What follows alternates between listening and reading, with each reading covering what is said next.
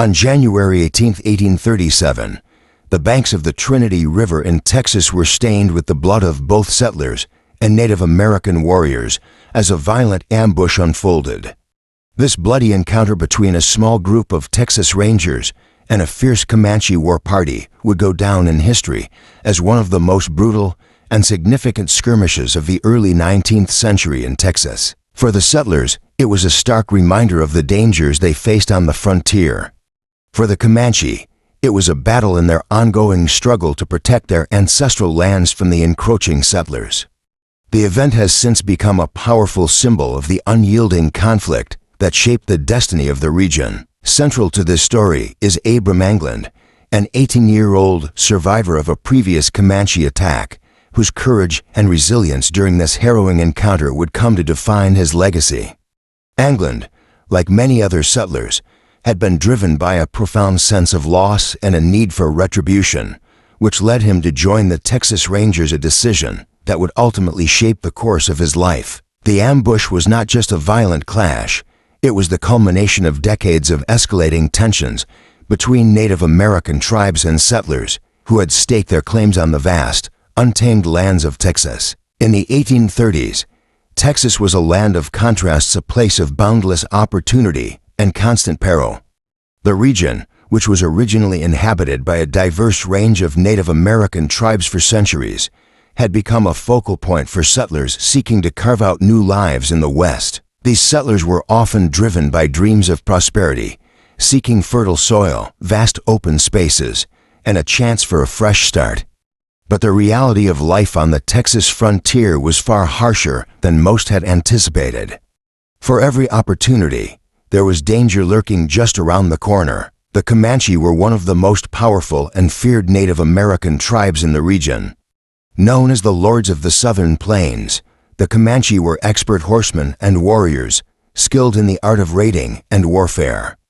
Their way of life was intricately tied to the vast open spaces of Texas, where they hunted bison, traded with other tribes, and maintained a nomadic lifestyle. However, the arrival of settlers and the expansion of Anglo-American settlements disrupted this delicate balance, threatening their way of life. With the settlers came not only competition for resources, but also disease, which ravaged Comanche populations. For the Comanche, the arrival of settlers was not simply a matter of lost land, it was a direct attack on their very existence. The settlers viewed the land as an opportunity to build a new future, but to the Native American tribes, the land was their heritage, their sustenance, and their identity. The conflicts that ensued were not merely about territorial disputes. They were about survival and cultural preservation. In the midst of this tumultuous environment, the Texas Rangers emerged as a key force on the frontier.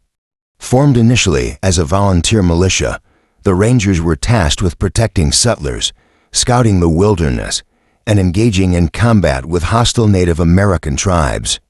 The Rangers were often seen as heroes by settlers, praised for their bravery and resourcefulness in the face of danger. However, their actions were not without controversy.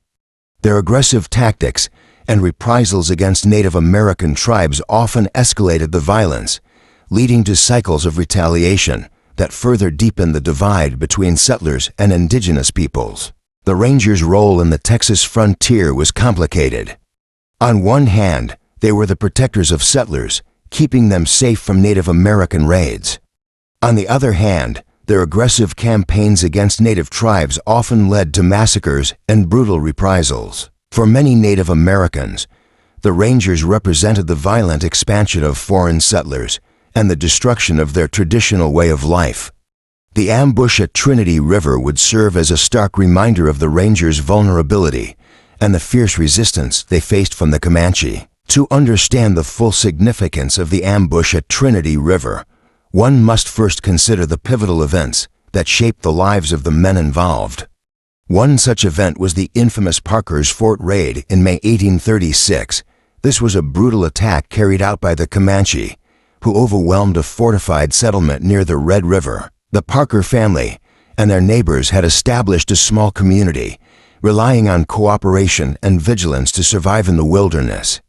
But on that fateful day, a Comanche war party, numbering over 100 warriors, approached the fort under the guise of peaceful intentions, requesting food and supplies. The settlers, trusting the Comanche, opened their gates to provide aid. In a swift and brutal attack, the Comanche overwhelmed the fort, killing several men and capturing women and children, including Cynthia and Parker, the future mother of Comanche leader Quanah Parker. Abram England, who was living at the fort, managed to escape the massacre. However, the traumatic event would have a profound impact on him. England's harrowing escape through the wilderness and his determination to survive marked the beginning of a deep personal resolve to protect his people. His decision to join the Texas Rangers was not just a choice, it was an act of revenge, a way to protect others from experiencing the same horrors he had faced. By January 1837, Abram England was a seasoned member of the Texas Rangers. Stationed at Fort Houston, a small military outpost on the frontier, England and 5 other Rangers were assigned to a seemingly routine task, retrieving a group of hogs that had wandered off from the fort. Livestock was a crucial resource for settlers, providing both food and trade goods. The loss of animals could have dire consequences, especially in the harsh and unforgiving environment of the Texas frontier. As the remaining Rangers ventured deeper into the wilderness, they encountered signs of Native American presence, moccasin tracks in the soft soil. Experienced frontiersmen would have recognized this as a clear warning of danger, but the Rangers, dismissing the tracks as belonging to friendly Cherokee, pressed on. The decision to cross the river by raft further compounded their vulnerability. The construction of the raft was a time-consuming process, and by the time they reached the opposite bank, night had already fallen.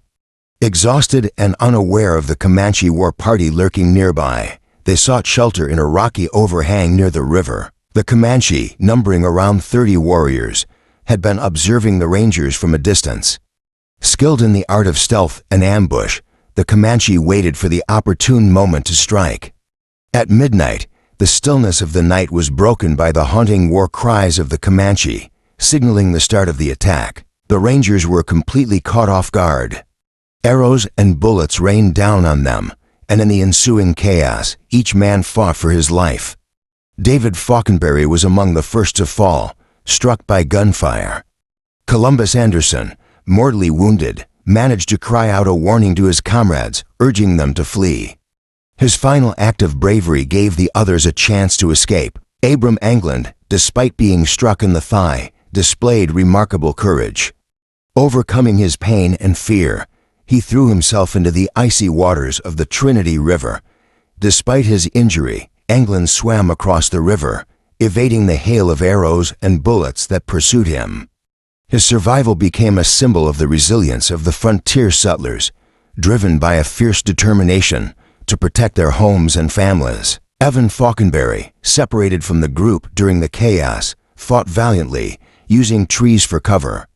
He killed 2 Comanche warriors and wounded a third, but he was vastly outnumbered. Realizing that capture was inevitable, Falconberry chose to swim across the river, opting to drown rather than face the humiliation of capture. The survivors of the ambush, Abram England, and the wounded Rangers made their way back to Fort Houston, where their harrowing tale of survival prompted immediate action.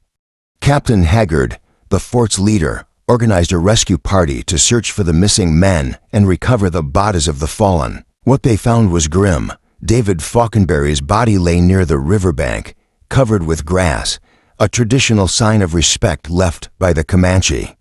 Columbus Anderson's body was found 2 miles upstream, a testament to his courage and determination to warn his comrades. Evan Falconberry's body was never recovered, though his bravery lived on in the memories of those who had fought alongside him. The loss was devastating for the small community at Fort Houston.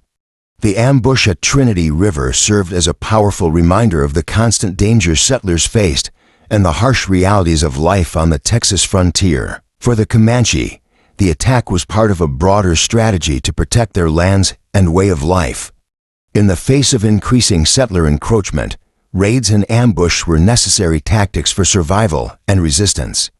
While the Comanche were feared for their ferocity, their raids were also an expression of their deep sense of loss of land, culture, and autonomy. The ambush at Trinity River was more than just a violent confrontation. It was a reflection of the broader conflicts that defined the early days of Texas. It was a struggle not only for land, but for survival, identity, and cultural preservation. For the settlers, it was a painful reminder of the violence and uncertainty that came with life on the frontier. For the Comanche, it was a moment in their ongoing battle to maintain their way of life against an expanding and often hostile force. In the years following the ambush, Abram Angland would continue to serve as a Texas Ranger, driven by a sense of duty to protect his people and avenge the loss of his comrades. His survival became a symbol of resilience, of the human spirit's ability to endure even in the face of overwhelming odds. The legacy of the Trinity River Ambush lives on as part of the complex and often painful history of Texas, a history shaped by sacrifice, conflict, and the unyielding will to survive.